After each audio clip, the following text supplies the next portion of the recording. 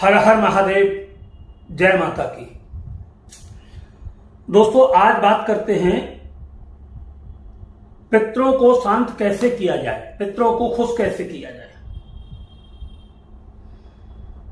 और ये वीडियो आज जो बन रही है आपके लिए, ये वीडियो अगर आपने सही तरीके से ध्यान से देखी और हम जो आपको नियम बताएं अगर आप उन पर चले तो मुझे उम्मीद है कि ये वीडियो आपके जीवन के लिए बहुत ही ज्यादा सार्थक होगी और पितृ दोष को पूरे तरीके से समाप्त करने में ये वीडियो आपके लिए बहुत ही जबरदस्त काम करेगी। आइए जानते हैं पितृदोष होता क्या है और क्यों लगता है पितृदोष, और इसकी पहचान क्या होती है कि हमारे घर में पितृदोष है। देखिए, सबसे पहला पितृदोष का कारण है दोस्तों, जो व्यक्ति अपने माँ बाप की सेवा नहीं करते या जिन्होंने अपने माँ बाप की सेवा नहीं की और जिन्होंने अपने माँ बाप की पूरी प्रॉपर्टी पे कब्जा बनाया हुआ है, मगर उनके नाम से आज तक ना तो कभी किसी को भोजन कराया, ना कोई दान दिया, ना उनके लिए कोई पुण्य किया और ना ही जीते जी उनको कभी शांति दी। उनके साथ हमेशा गंदे व्यवहार किए, उनके साथ हमेशा बुरे व्यवहार किए, उनकी हर बात को अनदेखी किया, उनके सामने वो सारे गंदे ऐब करे जो आपको नहीं करने चाहिए थे। यानी जीते जी भी आपने अपने माँ बाप को दुख दिया है और मरने के बाद भी जो लोग उनका कोई पूजा पाठ, श्राद्ध, कर्म वगैरह नहीं करते, ऐसे लोगों के घर में पितृदोष निश्चित रूप से होता है। जो लोग अपने माँ बाप की सेवा करते हैं, उनकी देखरेख करते हैं, उनकी हर तरीके से जो इच्छाएं उनकी पूरी करते हैं, तो ऐसे लोगों पर पितृदोष बहुत कम मात्रा में होता है। दूसरा कारण, जब आप किसी की जमीन ले रहे हो, आप किसी को घर ले रहे हो, उनका बिजनेस ले रहे हो जो उन्होंने चला करके वो आपको दिया और आप उससे पूरी मौज मस्ती कर रहे हो और उनके लिए कुछ नहीं कर रहे, तो भी आपको पितृदोष लगता है। तो आज मैं आपको बता रहा हूं पितृदोष के लक्षण क्या है और इसकी पहचान क्या है। इसकी सबसे बड़ी पहचान होती है कि आपके घर की दीवारों में छोटे छोटे पीपल के पेड़ निकल आते हैं, छोटे छोटे, वो बड़े होने शुरू हो जाते हैं। कई बार मकान की दीवारें फट जाती हैं और वो कई जगह दीवारों में ऐसी स्थिति पैदा हो जाती है कि दीवार बीच में से काफी मात्रा में फट जाती है। यह पितृदोष का बहुत भयंकर लक्षण है। बार बार पितरों का आपको दिखाई देना, वो संकेत देते हैं कि हम परिस्थिति परेशानी में दुखी हैं, हमारे लिए कोई उपाय करो। वो बार बार सपने में दिखाई देने का मतलब यही है कि वो आपसे कह रहे हैं कि हमारे लिए कुछ ऐसा उपाय करो जिससे कि हमारी मुक्ति हो। दूसरा बात, घर के अंदर हमेशा कलेश बना रहता है, छोटी छोटी बातों पर विवाद इतना बढ़ जाता है, मारपीट, रोवाराई, हाय तौबा बहुत बुरी फैल जाती है। घर की स्त्रियों में बहुत भयंकर चिड़चिड़ापन शुरू हो जाता है, छोटी छोटी बातों पर किलसना शुरू हो जाता है और घर में लड़ाई झगड़े शुरू हो जाते हैं। संतान बिल्कुल गलत रास्ते पर चली जाती है, माँ बाप समझाने का प्रयास करते हैं मगर समझती नहीं, शराब, मांस, बंदरा, अंडा वगैरह अय्याशी में जाकर के उसके मन फंस जाते हैं और घर की तरफ संतान का कोई ध्यान नहीं रहता है। यह पितृदोष का लक्षण है। चाहे आप काम छोटा करो या बड़ा करो, प्रत्येक कार्य में आपके में रुकावट आती है, यह भी एक पितृदोष का लक्षण है।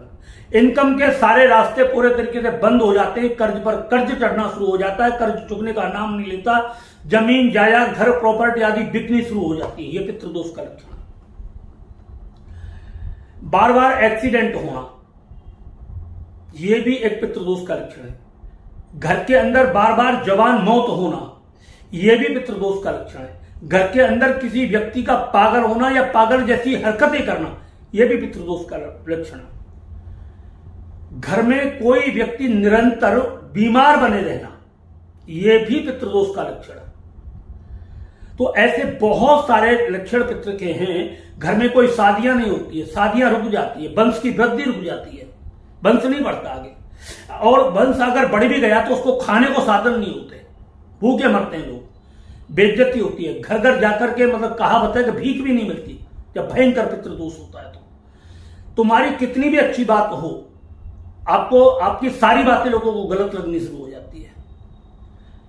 ऐसा क्यों होता है? क्योंकि आपने अपने पितरों की नहीं सुनी, न जिंदे पर सुनी और न मरने के बाद आपने उन पर कोई ध्यान दिया। तो इस कारण यह पितृदोष हमारे जीवन में लगता है। जब यह पितृदोष लगता है हमारे जीवन में तो हमारी स्थिति ऐसी हो जाती है कि जैसे कि हम एक बगैर दीवारों के मकान में रहते हो। अब वहां कुछ भी सुरक्षित नहीं है, दीवार ही नहीं है तो मकान कहां है? तो आपकी सिक्योरिटी चारों तरफ से मतलब जो समाप्त हो जाती है और कोई भी छोटी सी छोटी मुसीबत आपके ऊपर पहाड़ की तरह आकर के गिरने लगती है। आपके सारे रास्ते बंद हो जाते हैं और कहीं पर भी आपको कोई भी रास्ता खुला हुआ दिखाई नहीं देता। सब जगह आपको निराशा ही निराशा, दुख ही दुख, असफलता ही असफलता, ये सब आपके पास आनी शुरू हो जाती है और सफलता के आपके सारे रास्ते पूरे तरीके से बंद हो जाते हैं। तो सबसे पहली बात तो एक बात ध्यान रखिए कि जिन लोगों के माँ बाप जिंदे हैं, दादा दादी जिंदे हैं, ताऊ चाचा चाची जिंदे, उनका पूरा दिल से सम्मान करें, उनको बाकायदा पूरे इज्जत दें, जो आपकी सामर्थ्य हो उनके लिए वो सब कुछ करें और ज्यादा से ज्यादा उनके पास बैठ करके समय बिताएं। ये सबसे बड़ा पितृदोष को खत्म करने का उपाय है, इस बात को ध्यान रख लें। वो जिस काम के लिए आपको मना करें उस काम को बिल्कुल भी ना करें, वो जिस कार्य के लिए आपको बोले उस कार्य को करें। यह भी पितृदोष को समाप्त करने का बहुत बड़ा उपाय है। तो ये जो उपाय मैं आज आपको बता रहा हूं, ये तो दूसरी बात, ये गलती कभी ना करें। बहुत सारे लोग क्या करते हैं कि दीवार में पीपल उगाया, उसको उखाड़ लिया और उखाड़ करके उसको फेंक दिया नाली में, कहीं भी कूड़ेदान में फेंक दिया, काट दिया और फिर समझदारी दिखाते हैं कि दोबारा पीपल ना निकले तेजाब डाल दो। याद रखना, जब कोई व्यक्ति पीपल की जड़ में तेजाब डालता है ना तो अपने वंश में तेजाब डाल दिया, अपनी इनकम में तेजाब डाल दिया, अपने काम धंधे में तेजाब डाल दिया, अपनी तरक्की में तेजाब डाल दिया, आप अपने संतान के भविष्य में तेजाब डाल दिया। ये गलती कभी मत करना, बिल्कुल भूल के मत करना। कभी भी पीपल को दीवार से उखाड़ना नहीं है। अगर उखाड़ना है तो इस तरीके से उखाड़ो उसकी जड़ निकल आए और जड़ निकलने के बाद में उसे किसी नदी के किनारे, किसी पार्क में, किसी ऐसी सुरक्षित जगह पर लगा दें जहां पर उसको काटा ना जा सके दोबारा से। ठीक है, ये आपको ध्यान रखना है। घर के अंदर दीवारों पर कई बार आपको बता दूं, आपने डेंट पेंट कराया और कुछ दिन के बाद ही, बेशक वहां पर सीलन नहीं है, आपको वहां पर जगह जगह निशान बनने दिखाई देने शुरू हो जाते हैं, आदमियों की भी शक्ल दिखाई शुरू हो जाती है। यह भी एक पितृदोष का लक्षण है और यह भयंकर लक्षण है, क्योंकि पितृ कहीं ना कहीं आपको संकेत देते हैं और उन संकेतों को आपको समझना है। वो स्वप्न में देंगे, वो घर में बीमारी के रूप में देंगे, वो काम धंधे के रूप में देंगे। लड़कियों की उम्र 30-35 साल हो गई है, शादियां नहीं रही, वो इस रूप में देंगे। बच्चों की उम्र मतलब बहुत ज्यादा बढ़ गई है, शादियां नहीं रही, वो इस रूप में देंगे। और जो भी उनके पास जो साधन होते हैं वो हर तरीके से आपको फिर भी लाइन पर लाने के लिए अपना पूरा प्रयास करते हैं। उनके हर इशारे को समझने की कोशिश करिए। अगर आपके पास ऐसा कोई समझदारी नहीं है तो आप अपने बुजुर्गों से सलाह लें कि हमारे साथ ऐसा क्यों हो रहा है, उनसे पूछिए। उन पर भी कोई विचार ना आए तो अपने गुरुदेव से पूछिए। अगर गुरुदेव से भी कोई अगर बात आप नहीं बता पा रहे तो अपने पंडित पुजारी जो भी आपके पास होते उनसे जाकर के बात करिए, वो आपका मार्गदर्शन करेंगे। तो ये पितृदोष के बहुत सारे संकेत मैंने आपको बताए। अब इसका मैं आपको एक उपाय बता रहा हूं। इस उपाय को अगर आप रेगुलर करोगे तो निश्चित रूप से मैं आपको बता रहा हूं, मैंने किया है, मैं करता हूं और लोगों से कराता हूं। इसलिए आज ये वीडियो मैं आपको भी कनागत से पहले डाल रहा हूं कि आप इसका ज्यादा से ज्यादा लाभ उठा सके और ज्यादा से ज्यादा लोगों को इसको शेयर करके लाभ उठवा सके। इसलिए आप इस वीडियो को ज्यादा से ज्यादा शेयर भी करें, लाइक भी करें और सब्सक्राइब भी करें। दोस्तों, एक बहुत बड़ी शर्म की बात है, मैं आपको कहना चाह रहा हूं और बार बार बोलता भी हूं कि कम से कम 250-300 आदमी मेरा पर डे वीडियो देखता है और सब्सक्राइब करने वाले लोग होते हैं उसमें 2 से 3, 4, 10। बिल्कुल भी शर्म नहीं आती। अरे आप किसी पंडित को दक्षिणा देते हो यार, वहां भी 10-20 रुपए देते हो, आपका क्या बिगड़ जाएगा, आपका क्या लग जाता है? अगर आप चैनल को सब्सक्राइब कर देते हो, आप उसको लाइक कर देते हो, आपका क्या होता है, क्या बिगड़ता है आपका? आप शेयर करते हो तो क्या बिगड़ जाता है आपका? मगर कम से कम आप ये मानो कुछ भी नहीं तो एक किसी ब्राह्मण को दक्षिणा दे दी, आपने चैनल को सब्सक्राइब कर दिया, आपने लाइक कर दिया, आपने किसी को ये मतलब वीडियो शेयर कर दी, उसको बेनिफिट मिलेगा तो आपको पुण्य मिलेगा इसका। तो आप चैनल को ज्यादा से ज्यादा लाइक करें, सब्सक्राइब करें। और हो सकता है कि शायद अभी मुझे वीडियो बनाने का इतना अनुभव नहीं है क्योंकि मैंने नया नया चैनल शुरू किया है, मगर आगे आगे देखना, धीरे धीरे बहुत परिवर्तन आएगा और हमारी वीडियो आप ध्यान से देखेंगे और उसको शेयर भी करेंगे, आज आपको बता दे रहे हो। तो इस चीज पर विशेष करके ध्यान दें। दूसरी बात, जिस व्यक्ति को पितृ दोष होते हैं, जिस परिवार के अंदर होते हैं, कोई भी व्यक्ति किसी की सलाह नहीं मानता, एक दूसरे के खिलाफ चलते हैं, हमेशा एक दूसरे की बात को काटना शुरू कर देंगे। कोई व्यक्ति किसी की बात नहीं मानेगा, ना मां की मानेगा, ना बाप की मानेगा, ना भाई की मानेगा, ना भाई बहन की मानेगी, भाई कोई किसी की बात नहीं मानता, हमेशा एक दूसरे के खिलाफ चलते, कमियां निकालते, ऐसे ये पितृदोष का लक्षण है। अब ये तो सारी बातें हो गई पितृदोष की। अब इसमें उपाय क्या करें?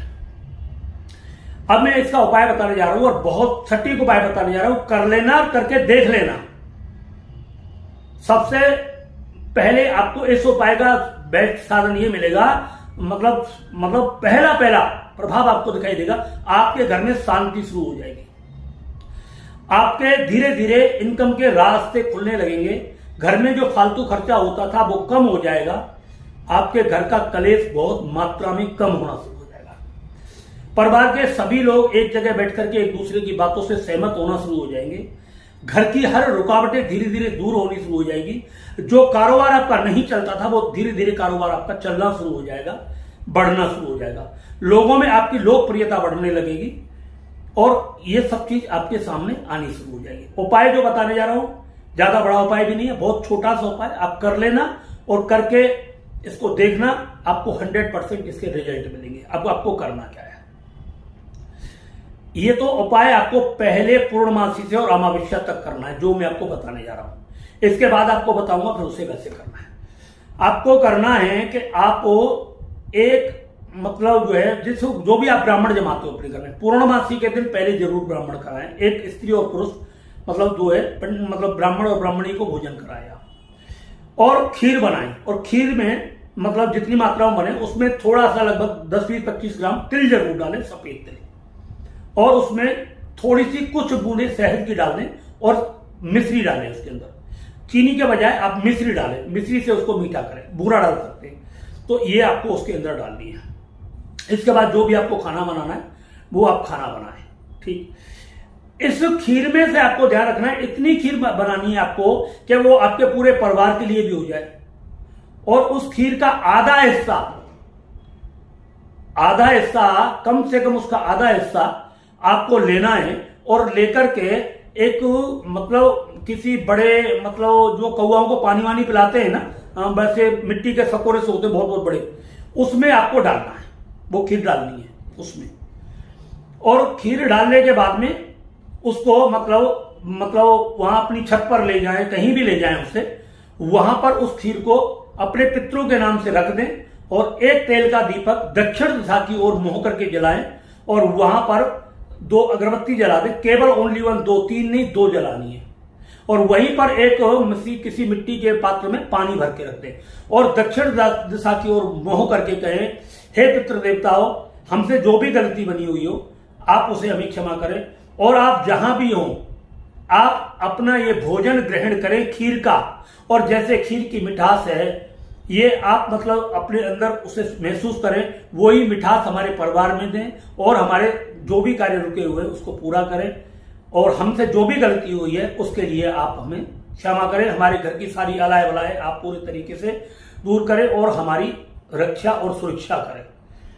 ये आपको बोलना है दक्षिण दिशा की ओर मुंह करके, और पूरा महसूस करना है कि ब्रह्मांडीय दैवी शक्तियों के द्वारा वो सारे पितृ आपके आसमान में आए और वो आकर के आपको आशीर्वाद दे रहे हैं और अपना भोग उस खीर में से ग्रहण कर रहे हैं। और साथ ही बोले, ये जो हमने दीपक आपको जो जलाया है, ये दीपक आपकी जिंदगी में प्रकाशित करे, आपके जीवन को प्रकाश करे, आप जिस रास्ते से जा रहे हैं वहां ये आपका जीवन प्रकाश करता चला जाए, और ये धूप बत्ती अगरबत्ती जो हमने जलाई है ये आपके जीवन को सुगंधित वातावरण से महकाए और आप इससे खुश हो। तो ये आपको वहां पर पहले पितरों को दे करके आना है, आपको अपनी छत पर दे करके आए, या आप किसी अगर कोई नदी का तट हो तो सबसे ज्यादा बेस्ट होता है। ये उपाय बहुत बढ़िया काम करता है। नदी का तट हो, बगीचा हो, पार्क में जाकर के आप इसको रख सकते हैं और वहां ये बहुत अच्छा काम करेगा। इसके बाद ब्राह्मणों को मतलब जो है अपने घर में पंडितानी को आप भोजन कराएं और बेटर है आप उनका मुंह दक्षिण की तरफ रखें, उनका मुंह दक्षिण की तरफ रखें और वहां पर भी अपनी रसोई में एक दीपक दक्षिण की तरफ मुंह करके जला दें और वहीं पर थोड़ी सी खीर रख दें, किसी वो पात्र में रख सकते हो और वहीं पर थोड़ी सी मतलब जो आग जला करके कंडी पे उस पर भी पितरों के नाम की वहां पर चढ़ा दें और एक धूप बत्ती वहां जला दें और थोड़ा सा पात्र पानी में रख करके वहां रख दें और इस तरीके से 3 बार और कहें कि आप भोग लगाइए और हम ब्राह्मणों को भोजन करा रहे हैं। आप उनकी आत्मा में बसें और आप अपना भोजन ग्रहण करें, ये आपको करना है। तो ये हो गया आपका पितरों के लिए, ये आपको पितरों के लिए करना है रेगुलर। अगर आपकी गुंजाइश रोजाना ब्राह्मणों को भोजन कराने की है तो इसका तो जवाब ही नहीं, बहुत ही ज्यादा आपको रिजल्ट मिलेगा और 15 दिन के अंदर आपको इसके स्पष्ट प्रमाण मिलने शुरू हो जाएंगे। अच्छा, ये तो आपको हो गया ऐसे। अब आपको करना है प्रतिदिन करने का उपाय, पितरों से कैसे मुक्ति पाएं, घर में धन की वर्षा कैसे कराएं पितरों के द्वारा।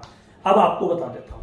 इसके लिए आपको करना क्या है, आप अपने घर में जिधर घुसते हो उसके सीधी हाथ की तरफ एक सरसों के तेल का दीपक लेना है और आपको लेने साबुत चावल।